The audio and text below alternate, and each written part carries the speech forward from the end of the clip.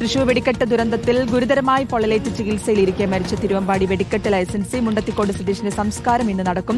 പരിക്കേറ്റ 9 പേരിൽ വിഷ്ണു, ഉണ്ണികൃഷ്ണൻ, രാകേഷ് എന്നിവർ ഗുരുതരാവസ്ഥയിൽ തുടരുകയാണ്. വാർഡിലേക്ക് മാറ്റിയ 6 പേർ നാളെ ആശുപത്രി വിട്ടേക്കും.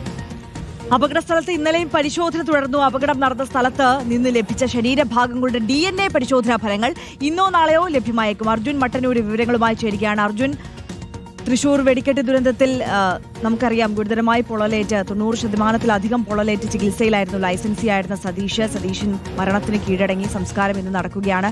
അതിനിടയിൽ ഇന്നും ശരീരഭാഗങ്ങൾക്കായും കാണാതായവർക്കായും മറ്റുമുള്ള തെരച്ചിൽ അവിടെ നടക്കും. ഒപ്പം DNA പരിശോധനാ ഫലം അത് നിർണായകമാണ്. അതിനായുള്ള കാത്തിരിപ്പാണ്.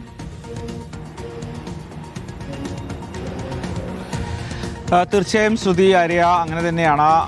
ലൈസൻസിയായ മുണ്ടത്തിക്കോട് സതീഷിന്റെ സംസ്കാര ചടങ്ങുകൾ ഇന്ന് നടക്കും. ഏതാണ്ട് 90%-ഓളം പൊള്ളലേറ്റ സതീഷ ഇന്നലെ ഉച്ചയോടെയാണ് മരിച്ചത്. ഇന്ന് ഈ അപകടം നടന്ന ഈ സ്ഥലത്തിന് തൊട്ടടുത്ത് തന്നെയാണ് സതീഷിന്റെ വീട്.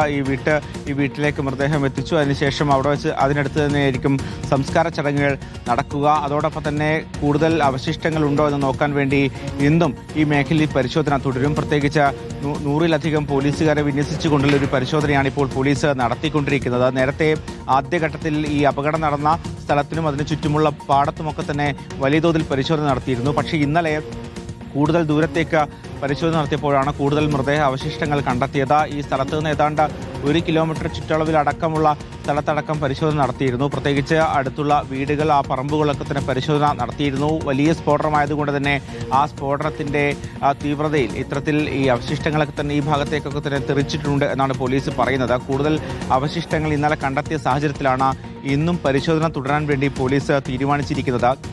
ഈ ലഭിക്കുന്ന മൃതദേഹ അവശിഷ്ടങ്ങളൊക്കെ തന്നെ മെഡിക്കൽ കോളേജിലേക്ക് മാറ്റുന്നുണ്ട്. അതിൻ്റെ DNA പരിശോധനയും ഒരു ഭാഗത്ത് പുരോഗമിക്കുന്നുണ്ട്. ഏതാണ്ട് 4-5 ദിവസം കൊണ്ടാണ് ഓരോ പരിശോധനാ ഫലവും വരിക എന്നാണ് കമ്മീഷണർ അറിയിച്ചിരിക്കുന്നത്. അതുകൊണ്ട് തന്നെ ദിവസങ്ങൾക്കുള്ളിൽ തന്നെ ഈ പരിശോധന പൂർത്തിയാക്കാൻ കഴിയുമെന്ന് തന്നെയാണ് പ്രതീക്ഷിക്കുന്നത്. അതേസമയം ചില മൃതദേഹങ്ങൾ തിരിച്ചറിഞ്ഞിട്ടില്ല. അതോടൊപ്പം തന്നെ അവിടെ ഉണ്ടായിരുന്ന ചിലർ ആരാണ് എന്ന കണ്ടെത്താനുള്ള ശ്രമങ്ങളും പോലീസ് ഒരു ഭാഗത്ത് പുരോഗമിക്കുന്നുണ്ട്.